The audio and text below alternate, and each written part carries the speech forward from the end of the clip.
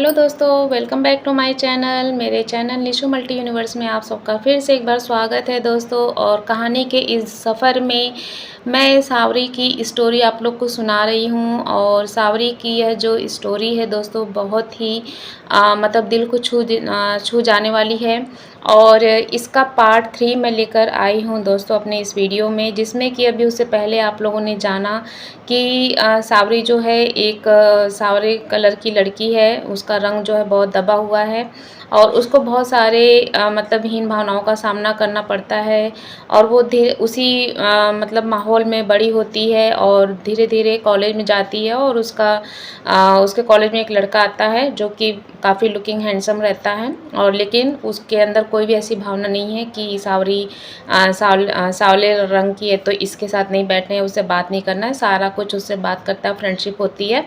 और सारे जो अब उसके कॉलेज के जो फ्रेंड्स लोग हैं, सावरी के जो क्लास में जो बच्चे हैं, लड़के लड़कियां, वो सब अब सावरी से जलने लगे हैं। तो इसके आगे की क्या स्टोरी है वो मैं अभी आपको बताने जा रही हूँ। तो दोस्तों कहानी के तीसरे भाग में है कि मैं क्लास में, यहाँ पे सावरी जो है वो बोल रही है कि मैं क्लास में अकेले बस रोए जा रही थी। सबके हंसने की आवाज़ कान में गूंज रही थी। तभी किसी के आने की आहट हुई। हम अपने आंसू साफ कर किताब खोल के बैठ गए। मुझे एहसास हुआ जैसे कोई मेरे पास आके बैठा। जब मैंने नज़र उड़ा के देखी तो वो तरुण था। तरुण को अनदेखा कर मैं वापस किताब में देखने लगी। तरुण बोला, आप रो रही थी? नहीं तो मैं क्यों रोऊंगी, मैं किताब में देखते हुए ही बोल रही थी। तरुण, अच्छा आपको बुरा लगा, हम सब हंस रहे थे। मैंने फिर जवाब दिया, मुझे अब बुरा नहीं लगता। ये मेरे साथ पहली बार नहीं हुआ, हमें आदत हो गई है। तरुण कुछ पल कुछ नहीं बोला। हम दोनों ही शांत हो गए। मैंने दोबारा बोला, लेक्चर शुरू होने वाला है, आप भी अपने सीट पर बैठ जाइए। मेरे साथ अगर किसी ने बैठ देख लिया तो आपको भी मजाक बना देंगे। सावरी, हमें पता है आपको दुख पहुंचा है, पर मैं आपको दुख नहीं पहुंचाना चाहता था। आई एम सॉरी सावरी, मेरी वजह से अनजाने में आपको दुख हुआ। बहुत रोकने पर भी तरुण की बातें सुन मेरी आंखों से आंसू बहे जा रहे थे। मैं अपने दोस्त को ऐसे रोते हुए नहीं देख सकता। आप मेरे लिए उन सब दोस्तों में सबसे खास हैं। आज के बाद मेरी वजह से आपको कभी भी कोई दुख नहीं होगा। I am promise. मुझे तरुण की बातें सुन बहुत आश्चर्य हुआ। मैं बोली, मैं और दोस्त, ये कब हुआ? मैं कोई बेचारी नहीं जो आप मुझ पर तरस खा के ये बातें बोल रहे हैं। मेरी कोई दोस्त नहीं, ये बात मुझे बहुत अच्छे से पता है। तो आपको ये दया मुझ पर मत दिखाइए और मुझे आपसे कोई शिकायत नहीं है। लेक्चर शुरू हुआ। क्लास में सभी स्टूडेंट आ गए। तरुण उदास मुंह से सामने बोर्ड की ओर देख रहा था। प्रोफेसर सर ने बोला, प्रेजेंटेशन बनानी है और ये सभी प्रोफेसर्स के सामने समझना है। ये 5-5 स्टूडेंट के ग्रुप में होगा। सब अपना अपना ग्रुप बना के हमें नाम की लिस्ट दे देना। प्रेजेंटेशन 7 दिन बाद होगी और कुछ प्रोफेसर बाहर से भी होंगे, तो ध्यान रहे सब बहुत अच्छे से होना चाहिए। क्लास के बाद सब ग्रुप बनाने लगे। मैं चुपचाप बैठी प्रेजेंटेशन के लिए कोई टॉपिक सोच रही थी। तरुण मेरे पास आया, मेरे से बोलने लगा, सावरी, आपने मुझे माफ़ नहीं किया। तरुण को ऐसे परेशान देख मैंने बोल दिया, हमें आपसे कोई शिकायत है ही नहीं। तरुण, इसका मतलब आपने मुझे माफ़ नहीं किया। तरुण ऐसा बोलता है। बोलता नहीं तो फिर सावरी बोलती, नहीं मैंने आपको माफ़ कर दिया।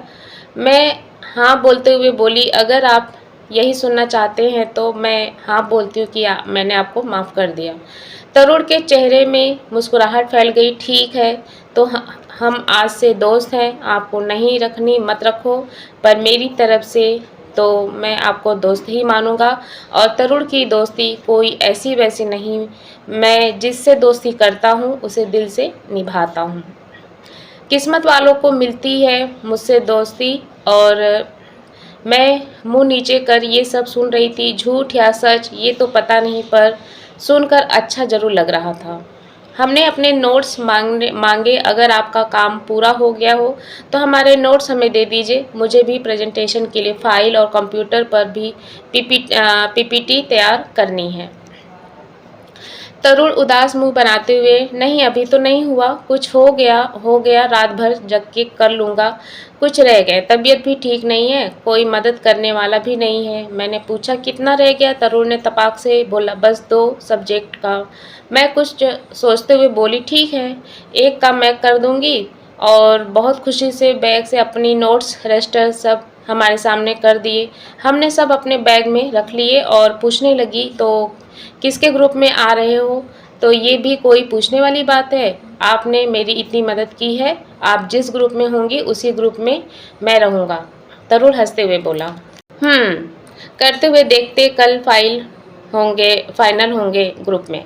घर पहुंचकर मन ही मन बहुत खुशी हो रही थी तरुण की बातें याद करके। हमें इतना महत्व किसी लड़के ने या लड़की ने पहली बार दिया है। मैं देर रात तक जाग के तरुण के नोट्स बनाई। सुबह कॉलेज जाते हुए नेहा पूछने लगी, सावरी तुम किसके ग्रुप में हो रहोगी? मैंने बोला, अभी कुछ पता नहीं है, तुम्हारे ग्रुप का पता चला कुछ? हाँ, हमारे तो पहले से ही फिक्स हैं, अंकित, गौरव, रीना और तरुण। तरुण का नाम सुन के चौंक गई, पर सामान्य ही बनी रही। मैं फिर बोली, अच्छा तो तरुण भी है ना? नेहा बोली, हाँ, मैंने और रीना ने उसके लिए विषय के नोट्स बनाए थे, कुछ उसने खुद बना लिए हैं। तरुण ने ही बोला, मैं रात भर जग के ये नोट्स लिखे हैं, जिससे हमारी तबीयत भी ठीक नहीं है, इसीलिए हमने बना दिए नोट्स। मैं सब कुछ ध्यान से सुन रही थी और अब तरुण को समझ चुकी थी कि मतलबी और बस अपना काम निकालने वाला वह लड़का है। मन ही मन बहुत गुस्सा आ रहा था। कॉलेज में पहुँचे, हमेशा की तरह मैं तेज कदमों से अपने क्लास में जाने लगी। तभी तरुण की आवाज़ सुनाई दी। आवाज़ पास के क्लास से आ रही थी और सावरी से बहुत पट रही थी। तरुण बोला, वो अंधेरा बहन जी क्या बोल रहा है? तुम लोग ने अभी आप मुझको जाना ही कहाँ है? ऐसे सावरिया तो मेरे पीछे बावरी रहती हैं, पर मेरी बवाली तो देखना ऐसे हट के होगी, सब देखते रह जाएंगे। तरुण का दोस्त बोलता है, तो फिर सावरी से माफ़ी क्यों मांगने गया? यार, मुझे अपना काम पूरा करना था।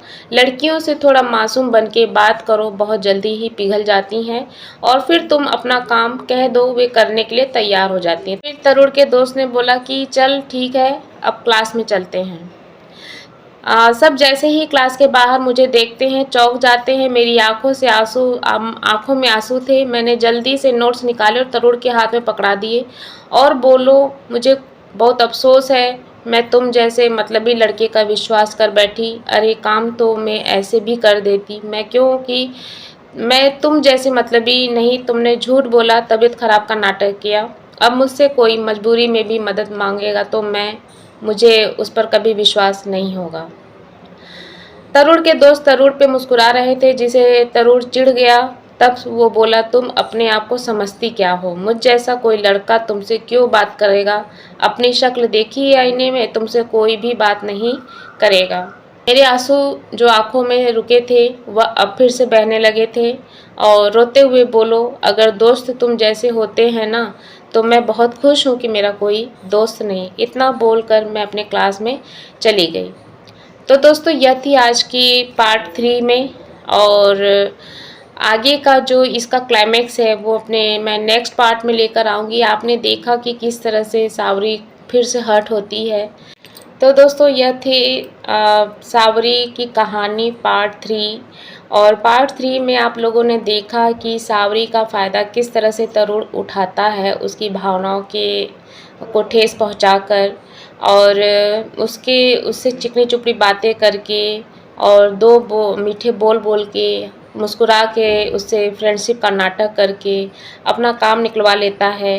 लेकिन वो तो बस उसको ये लगता है कि उसने अपना काम निकलवा लिया, लेकिन इसमें सबसे ज़्यादा आघात किससे पहुंचा? सावरी को। सावरी की भावनाओं को पहुंचा, क्योंकि सावरी जो थी हेल्पफुल तो वो पहले से थी। उसे मतलब कि जो उसको ठेस पहुंची वो ये कि झूठ बोलकर तरुण ने उससे दोस्ती की, झूठ बोलकर उसकी फीलिंग के साथ खिलवाड़ किया, उसकी भावनाओं को ठेस पहुंचाया।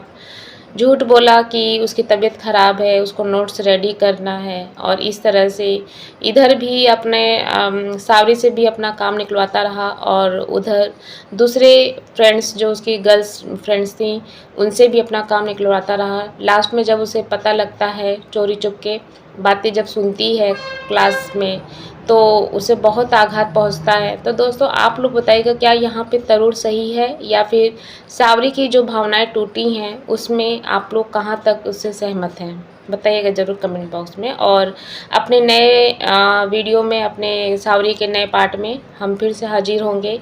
एक नई मतलब उसमें क्या कहानी है वो देखना बाकी है कि आखिर आगे सावरी का क्या कदम होता है, और तरुण वाकई में क्या ऐसा है जैसा इसमें दिखाया गया है अभी पार्ट 3 में। तो मिलते हैं अपने एक नए वीडियो के साथ सावरी की कहानी पार्ट 4 में। तब तक के लिए बाय बाय, सी यू।